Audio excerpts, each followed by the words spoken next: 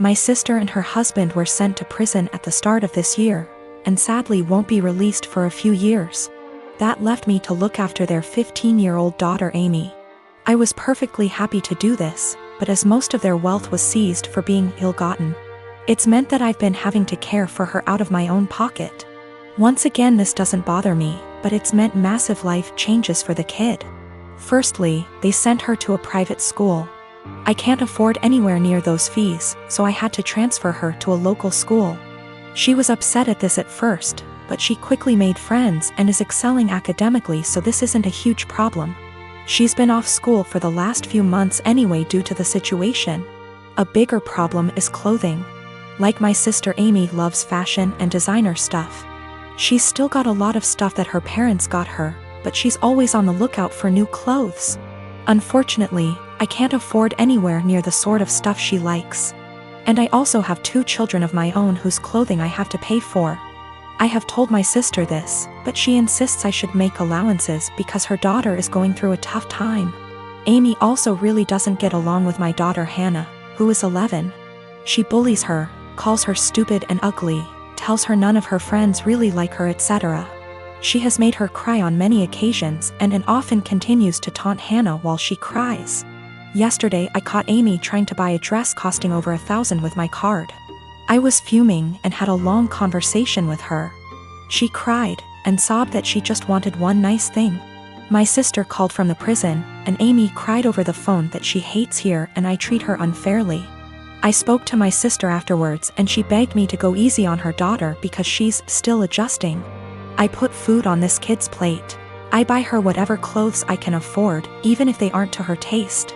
I take her to visit her parents as much as possible. They're held in different facilities. And I do all of that on top of working and looking after my own children. I told my sister that I was willing to look after her daughter for as long as she needs. But if anything like the card incident happens again, or if she continues to pick on my daughter, there will be serious consequences for her. My sister wanted to argue, but they get limited time on the prison phone. I think what I'm doing is right. I get that the kid is going through a tough time, and I'm doing everything I can to be there for her. But I can't just tolerate bad behavior or bullying, and I can't afford to pay for her expensive clothing. The fact that she's struggling to deal with what happened to her parents doesn't change that. University is starting back soon, so many of my friends started moving back to town. I am 17 female, live in a house with 5 friends. I wasn't born in the UK but moved here with my parents when I was 17. We come from another European country, so I speak my native language, English, which is far from perfect.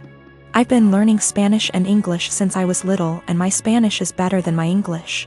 I don't have an obvious accent in English, people just assume that I am Canadian. We had a small party on Saturday and one friend brought his new girlfriend, Jess. Jess 20, and she's the reason why I am posting here. Jess made sure to let everyone know that she's a polyglot and speaks multiple languages. I was obviously impressed. I study modern languages, meaning that I'm learning Italian and German on top of Spanish. And obviously I asked what languages she speaks: Spanish, Japanese, Arabic, my native language, German, Korean, and French. I told her how impressed I was and carried on with my evening. I had a short phone call with my mom, whom I obviously speak to in my native tongue, and I went out of the house to talk to her. Jess was out in the garden and heard my conversation, and she corrected me on my pronunciation. I told her that she was in the wrong and she insisted that she knows better. I didn't fancy getting into any arguments, so I ignored her and went back inside saying whatever. Later, I bumped my head and swore loudly in Spanish. I tend to code switch a lot when drunk, and she corrected my pronunciation, which was funny because it was her who was incorrect. I ignored her again. A while later I wanted my friend, who is from Spain, to hand me something, but I forgot how it's called in English. So I said, "Hand me Spanish word, please," knowing my friend would understand. Jess decided to correct me again, using completely incorrect word. My friend and I looked at each other, and me being drunk, I lost any self-control I had. I spoke to Jess in Spanish asking her what the hell she thinks she's doing. And she looked at me telling me that my Spanish was so wrong that she didn't understand a word. It wasn't, but okay. So I told her the same thing in my native tongue. To which she replied with the same thing. I laughed at her and told her it's my native language and she really shouldn't lie about being a polyglot and correcting people when she doesn't actually speak those languages. She was fuming. She tried to grab her boyfriend's hand and leave with him, but he was too drunk to care and just said, "Told you to stop lying." I don't know how she got my number, but she called me this morning screaming what an asshole I am to humiliate her like that, and if she knew I spoke the language, she wouldn't have corrected me. I do feel bad now. I realize how humiliating this must have been for her, but on the other hand, she shouldn't have been lying. Since my wife and I got married 3 years ago, things have been off. I know that people grow and change with time, but around our wedding, my wife changed drastically. She bleached her dark brown hair blonde right before the ceremony. And I honestly thought I was in the wrong church for a split second when she came down the aisle. We moved into our house right after the honeymoon, and she went into full domestic mode. We'd shared cleaning duties before, but once we moved into the house, she became insistent on doing everything before I could even get to it. Since this is our first house, I thought it was some kind of homeowner nesting thing, but it never stopped. Her hair color is none of my business, and I think most people would be happy not to have to clean. So I honestly didn't really think much of either of those things at the time. The big thing has always been how closed off she got after the wedding. When we were dating, she'd tell me long rambling stories about her feelings and rant to me when she was upset and all that. And I liked hearing about what was going on inside her head. After the wedding, that stopped pretty abruptly.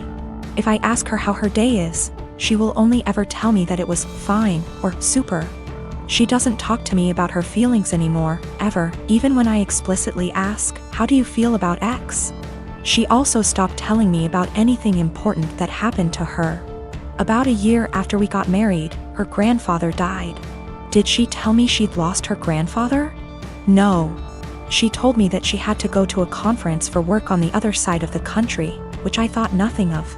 On the second day she was gone, her older brother texted me to tell me that my in-laws had really missed seeing me at the funeral. When I called her to ask why in the ever-loving hell she didn't tell me, and then lied about it, all she would say was, "I didn't want to trouble you. You have a lot on your plate." After that, she went on a couple of spontaneous family trips. She's really close to her family, so the first time she said she was going camping with her brother at their alma mater. I didn't think a lot of it other than to be slightly disappointed and confused that I wasn't invited, because her brother's cool and the three of us go camping together a lot. But the second time, I started hearing alarm bells. I'd like to say I'm a more secure man, but after the second spontaneous family trip, my wheels started spinning and I started to think that maybe she was cheating. This was a weird insecurity in the back of my mind for a while, since she wasn't showing any other big signs of cheating. She wasn't guarded about her phone and hadn't changed her routine / appearance. A few weeks ago, she told me she was pregnant. I was over the moon about it until I asked her how many weeks along she was, and she nonchalantly said about 12 or 13. She'd been pregnant for like 3 months before she even bothered to tell me. She's not really showing at all, and she doesn't usually drink, so I had been completely in the bloody dark. I honestly hadn't even suspected. That was kind of it for me. I was sure she was cheating, and that it wasn't my kid. I thought there was no possible way that a woman would keep her pregnancy a secret from her husband for 3 months. So I snooped. Yes, I know I was wrong, but I wanted proof that she'd been having an affair before I moved out. One of my best buddies from college is a divorce attorney, and when I asked him what I should do, he sent me the info for a key logger. I installed it on my wife's laptop and was prepared for the worst. Now, I feel like what I found is somehow worse than her cheating. I didn't find any steamy messages, but I found out that she keeps a diary in a Word document that she writes in every day. I know I should have just stopped once I knew she wasn't cheating, but once I saw my name in her diary, I couldn't stop. I read all of it. All 7 separate documents, going back to way before we'd even met. Turns out she's not cheating. She's depressed, hates herself, and has absolutely no trust in me. All of the stuff I've been confused and bothered by has some kind of sad, self-loathing explanation. She hates having blonde hair, but she writes, "I know he'd divorce me if I went back to being a brunette. Because wives are supposed to be blonde almost every week." The wives are supposed to be thing is tangled up in everything. She thinks wives are supposed to be quiet, which is why she doesn't talk to me anymore. She thinks wives are supposed to make things easier for their husbands, not harder. Which is why she didn't tell me when her grandfather died. It just goes on and on and on. She didn't tell me when she got a huge promotion and a raise because he'd leave me in a heartbeat if he knew I made more money than he does. Men can't handle that. It hurt to know that she thinks of me as some kind of one-dimensional 1950s husband. And I've been racking my brain to think of anything I could have done to make her think this way. What I can't handle is that she'd lied about the big stuff.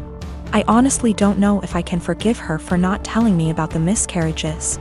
The spontaneous family trips were actually her miscarrying 2 of our children, one at 5 weeks, the other at about 10. She went and stayed with her parents while she was recuperating, and her brother and sister came to support her. But not me. I didn't get to be there for her, because she thinks I would leave her immediately if I knew that she'd killed our children. She's convinced that she caused both miscarriages because she smoked pot for a long time before we got married. For what it's worth, it sounds like her family tried both times to get her to tell me, but she wouldn't. She finally told me about this pregnancy because her parents threatened to tell me she didn't. I'm just absolutely confused. I don't even know what to think right now. I'm just so baffled because everything she says about me in her diary is insanely nice. She goes on for pages and pages about how much she loves me and how she thinks I'm her soulmate and how she would do anything for me. I just can't understand why she thinks that I would leave her. Knowing that she's spent the last 3 years walking on eggshells around me, convinced that I would leave her at the drop of a hat is just so confusing and awful. I feel like our marriage is some kind of lie. The woman I thought was self-confident and ready to take on the world is actually full of self-loathing and really, really depressed. I don't know her at all. She's been suffering silently with depression long before we met. She has no faith in me, no trust. She thinks that every hug and kiss I give her and every "I love you" I say is a lie. I just don't know what to do. She obviously needs serious help, but I don't know how to get it for her. I can't tell her that I read her diary. If she has zero trust in me now, I can't even imagine what she'd think if she knew if I read 6 years worth of her private thoughts. I feel like I need to get my in-laws on board somehow, but I don't know what to say to them. I know I can't ignore this, but I feel like any move is the wrong move. Almost all the marriages in my family have been arranged marriages. My mom's marriage to my bio dad was an arranged marriage, but it ended up in a messy divorce and him completely abandoning us before I was even born. My mom had a love marriage the second time, despite the disapproval of her family, and has been much happier with my stepdad than she probably would have ever been with my bio dad. Because of this, my mom has always been very adamant that she would not try to force us, my siblings and I, into arranged marriages despite what the rest of our family thought. I've been with my fiancé for 3 years now. We got engaged 2 months ago. He's met my parents and siblings, but as far as the majority of my extended family were concerned, I was single until 2 months ago. Early last year, my fiancé dropped me off home after work one day and my uncle was there. My uncle is the oldest sibling my mom has, so he's seen as the head of the family. He thinks he has a say in what the rest of us do. It was obvious my uncle was pissed, and he ended up grilling my fiancé, and I assume he met his standards. A lot of arranged marriages are about what both families can gain from one another, so he told my mom to get us married quickly. He wanted to make it look like we had an arranged marriage before the rest of our family found out. My mom ignored him and told us to keep dating if it's what we wanted. Over the past year, he's mentioned me getting married to my mom every single time he's spoken to her. Apparently, my uncle assumed just because he'd given the order that we were going to get married soon. He told my cousin, his daughter, that I had agreed to an arranged marriage, and because I had and she was older, she should agree to the match he'd found her. My cousin never mentioned this to me, but she did agree to marry the man my uncle found for her. They got married late last year. They haven't had a good marriage and my cousin is very unhappy. Her husband is incredibly controlling and hardly ever lets her go anywhere without him or a member of his family. Last week, she was over at my house when my fiancé came over to drop some of the clothes I'd left at his place over. When I told my family about my engagement, They all assumed it was an arranged marriage and I didn't bother clarifying because it really isn't anyone's business. You don't tend to do sleepovers if you're having an arranged marriage, so my cousin knew immediately it wasn't what she assumed. She started asking me questions about my relationship and I answered honestly. She got really angry at me and kept demanding to know why I didn't tell her about him. The thing is, I'm very close to this cousin, but I also know how our family is about dating, and I didn't want my male cousins trying to strong-arm my fiancé. They've jokingly threatened this before.